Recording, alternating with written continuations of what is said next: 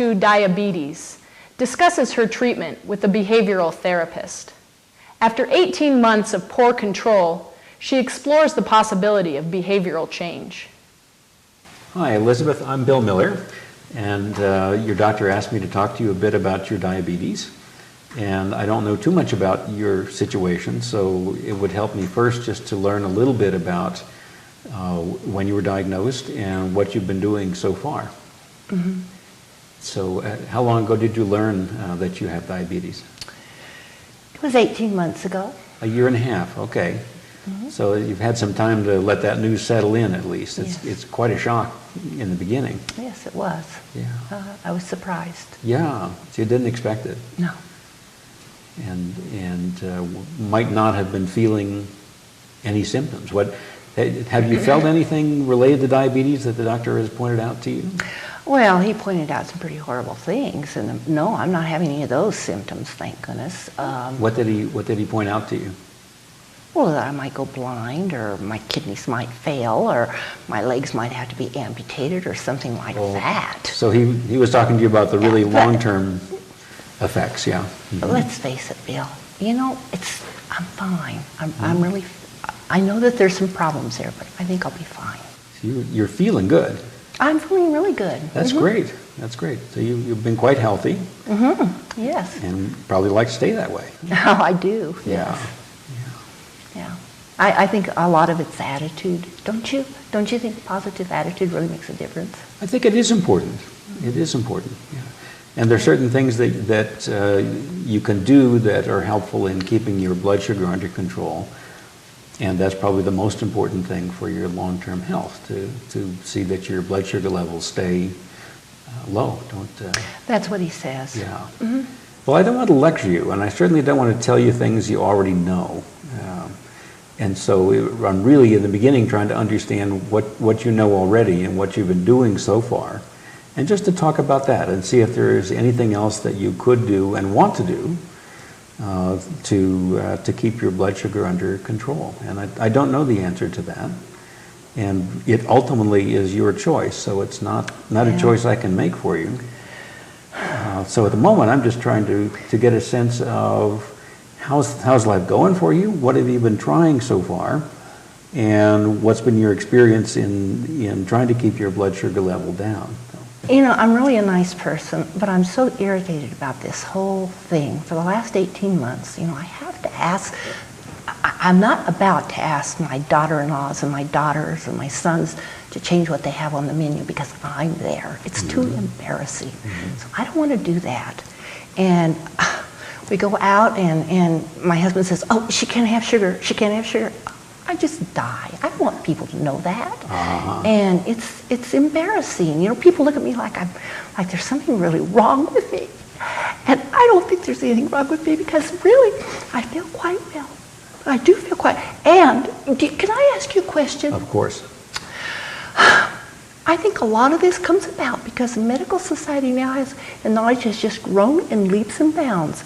And now they have all these diagnostic tools and they can really look at things microscopically and to such great extents that they can make anybody sick with anything. I mean, aren't the ranges for glucose, aren't they just determined by someone out there? And I mean, who's to say they're right? You have some doubts about whether you even have diabetes. Well, I'm sure we all have a propensity for some of this stuff, but it's just, you know, whether we're looking at it right or whether we're just, I don't feel that bad. Yeah. So what you're asking yourself is, how bad is this really? Is this something I need to be concerned about, or what? Well, the doctor tells me how concerned I need to be about it. I mean, he might as well write horror movies for all I care. It's just, he looks like he hasn't even graduated from high school. How reliable. At least you look like a doctor.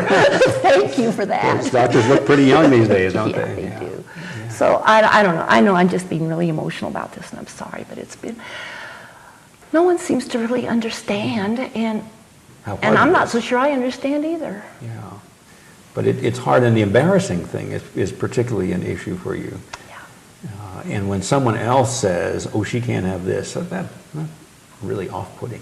It's not like I'm going out and eating Big Macs and French fries every day and chocolate milkshakes. I don't do that. I really do I really I've given up butter completely. So one thing you've done is make some changes in your diet from A little 18 months bit, ago. A little bit. Ah, tell me about that. What are you changing? So you've been careful about fast food, French fries. Yeah. And you know, it's funny, people will watch sugar, but they will watch a diabetic person eat a whole plate of French fries and not be worried. They don't know that that's a problem, but you do know that you've got to watch those carbohydrates. So you're watching the fast foods that have lots of carbohydrates. Yeah. And fats to some extent. Right. Mm-hmm. What else have you changed in the way you prepare food or what you eat? I just have a really hard time giving up sugar. Yeah, you got a sweet tooth? Yeah. Yeah. I live for desserts, and that's what makes me so mad. You know, it's just, It's not fair. it's not. No. Well, I wouldn't wish this on anyone else, so it doesn't have to be equal. Right. But it's just such a pain. Absolutely. It's so inconvenient. Yes. And to test, well, Well, I haven't yet got a sense of what you've done in terms of exercise, whether you've changed that in the last 18 months or so. Would it be okay just to talk a little bit about the things that one can do? all right. Okay. Okay. Because I don't know to what extent you've considered those. So among the things that people can change to manage their blood sugar is how they eat, which we've talked some about, is exercising, taking medications, and testing certainly is something just to tell you where you are at a given time. It's a little like stepping on a scale if you're trying to manage weight, just to find out where you are, so you're not fooling yourself, and can tell where you are. So let's go back and consider those things, and let me ask about exercise and what that's like for you. What kind of exercise you get in a typical day or week? What are you doing? Well, we live out in the country, and it's about a quarter of a mile down to our gate, and I walk down to the gate and back Good for you. every morning, and then I do it every evening. And that's something that you've added Yes. since the diagnosis. Good for you. Okay, so you're getting a mile of walking. Yeah, but it doesn't seem to be doing any good. By itself, it may not. You may not see it immediately, but it's a really good thing to be doing, and that's a good thing that you're getting a mile of walking in daily. Really? Yes. Yes. Even though it doesn't show up anywhere? Well, that's discouraging for you so far because Yeah. you haven't seen much effect, huh? Yeah. But it is a good thing to be doing nonetheless. I mean, that maybe you could look at a way to increase exercise some, but I'm glad you're doing that. That's a good step, definitely. And you've talked Is about it that beneficial, do you think, really? really it is, yeah.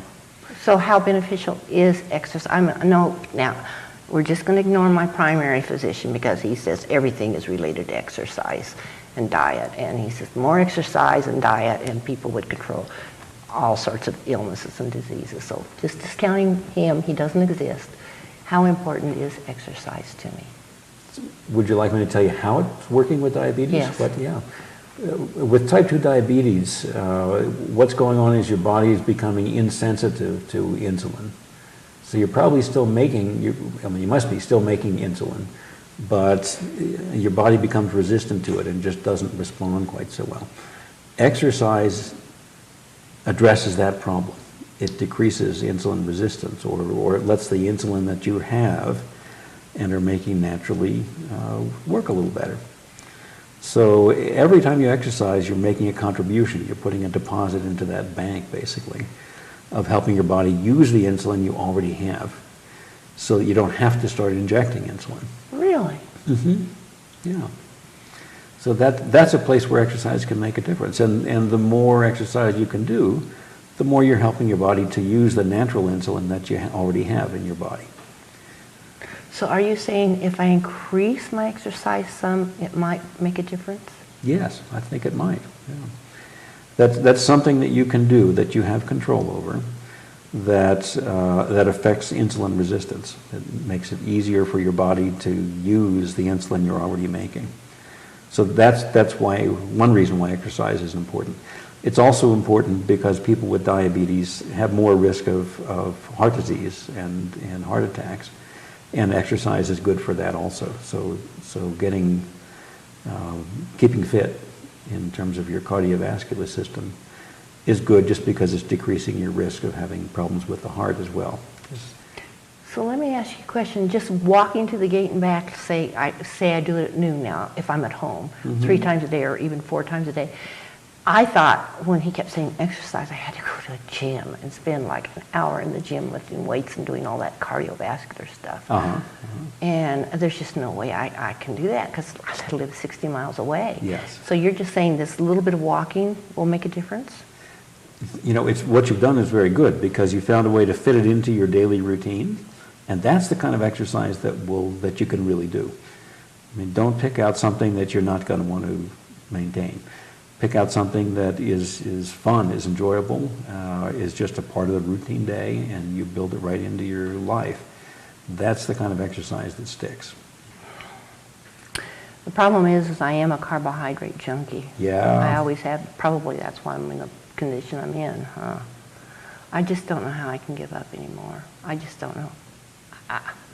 I'm not willing to live on vegetables and give up chocolate, and I just don't know how to survive. Yeah. And it's embarrassing. Quite frankly, it's just plain embarrassing. People around you know that you have diabetes, at least some do. Well, and even if they don't, someone's going to make a point out of it. Well, she can't have that because...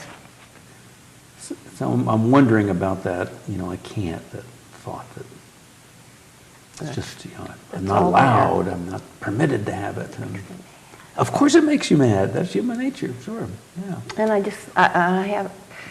I haven't even thought about telling my husband not to say those things to me because I guess I feel like if I express it to him, then I'm acknowledging it and I'm making a big deal out of it, and then he'll make an even bigger deal out of it. But maybe it's the way, maybe it's the words I choose. Maybe I just need to be very, very careful how I choose my words. You have a lot of control over what happens with your blood sugar by what you choose to eat. And with the testing can learn this much I do okay with. Or if I feel like I'd like to have a little chocolate or a little ice cream, let me just test and see where I am and make a decision. Is my blood sugar low enough that I can have a little bit of that now and still not be pushing it up too much? Or whatever. I could use a test for that. Sure, yeah. Where am I right now? And figure out where you are. Yeah. And that tells you how you're doing right at the moment. I hadn't thought about it that way. Maybe I was told and I was just so angry I didn't hear. Sometimes I only hear what I want to hear,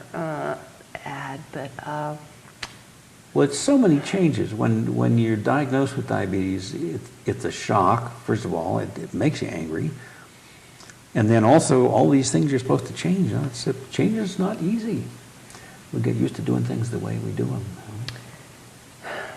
One thing that's making me feel a little bit better is you're telling me that if I do the testing, I can do it not just to appease the doctor, but I can do it more as kind of a detective to take control of my own life, to find out where things are working, where things aren't working. And I like that idea. Exactly. And I hadn't thought of it that way before. Yeah. Even, can I get away with this? Is this, what happens to my body if I eat this? I want to know that, so you can try it out and actually find out. And it's pretty lawful. It's not mysterious how it works. But you don't know, you really can't. That's one of the doggone things about diabetes is you really don't feel that much in the way of problems until you're getting really far into the disease and starting to have serious side effects, some of the ones the doctor told you about. And this is stuff you do so you don't get there, so you don't wind up with neuropathy and you're having pain in your feet and hands and losing your vision and so forth. If a person was starting to get some little tingling feelings in their feet Mhm. and they had type 2 diabetes, what does that mean the circulation's not good, or is it just because my legs are so long and I'm so tall? It's likely circulation, yeah. And so you could use that like a little alarm bell, I think. Say, hello, remember? You know. So does this mean things are, well, I've messed around too long now? Well, you know, the good news is you can always do something about it. You can always change it. You can always kind of bring it back, certainly at this stage. And you're right that doctors have been making diagnoses at lower levels of glucose than they used to. And a good thing about that is you learn in time to be able to make changes so you don't wind up with the really nasty long-term effects. So You don't think it's too late? No, not at all. You can make a difference day to day in this. Yeah. But the tingling may be a little reminder that, okay, I don't want this to continue to where I start getting pain in my feet and, you know, real serious circulatory problems. Right. Yeah. So the things that we talked about, testing to kind of learn how food affects you, and getting some more exercise in a way that you can do it and you enjoy, that fits for you, it's not weird and strange. Changes in your diet, and taking the medications, which we haven't talked about, but you've tried several. Those things really can make a difference. Is there one of those that you feel like you could maybe tweak a little bit and try to change a bit just to see how it works? I know I can increase my exercise, especially as long as the weather's nice. So that's one you can see yourself doing a little more of. Right. Uh-huh. In what way? You talk about walking down I to can the do gate more more walking, often. right, and I really enjoy that. Mhm. And yeah, and even walk further. There's no reason why I have to stop at my gate. We have a whole mountain there. I can keep on going. Great. So if the weather's nice and it's just that I cram so much into my day, I'm trying to find time to do it. Mm-hmm. Yeah. But maybe You're right, that is the thing, to get it built into the regular schedule somewhere. So it's just a part of how Get you it live your built life. into A the natural regular part of how you schedule. live your life. Yeah, I hadn't thought about building it into my schedule. It was always kind of one of those afterthoughts. Ooh, I better do this. Yeah, because they say I have to do this. They say it, that's right. Not I choose to do it, but they tell me. Yeah. So I think I'll probably use my blood tester just a little bit more than I've been using it, because it kind of feels like it's putting me in the driver's seat, and I like that. That's exactly what it is, yeah. And You're I- finding out Yeah. And then I can how you're doing. I can tell my husband, nonsense, I can have more if I want, or Mhm. it's my choice, like you said, choices. I guess that's what's made me so frustrated. I feel like all my choices were taken away Right. from me. Right. And they weren't. You still have choices. Same one. What's different is the consequences of making certain choices. You kind of know, you've got these two voices, the one that says, look, you better shape up, and the other one says, oh, it's not that big a deal. But One of deep each down, way. I know it is a big deal. I know it is. Sure you do. Yeah. I just. You don't need me to tell you that. I know it's a big deal, but it's so inconvenient, and it just feels so frustrating. Yeah. Especially since you don't know what's going to happen 1 minute to the next. And you're working to prevent things from happening somewhere in the future rather than right now. So right now you feel pretty good, actually. Yeah, it's that instant gratification I want, I guess. Exactly, yeah. So, It's investments in your long-term health. Well, look, how about if you give that a try, if you look at ways you might build a little more exercise in, and just do that one thing. Well, you want to try some more testing too. You can also do it with exercise, by the way, and you literally see your blood sugar level come down with the exercise. no, really? It's nice. It gives you a feeling of control. Serious? Yep. If you test before and after exercising, you very likely will see it decreasing over Kind of time. look like a pincushion. Yeah, they heal up pretty quick. But it's a nuisance at the moment anyhow. Yeah. So those are a couple of things to try, and why don't we get together again in maybe a couple of weeks and just talk about what you've done and how it's going for you. Does that make sense? That would be all right. Yeah, I think I'm not ready to talk to a nutritionist yet. I think I'd like to see what happens. Good. What I can do. Good. So to see what you can do.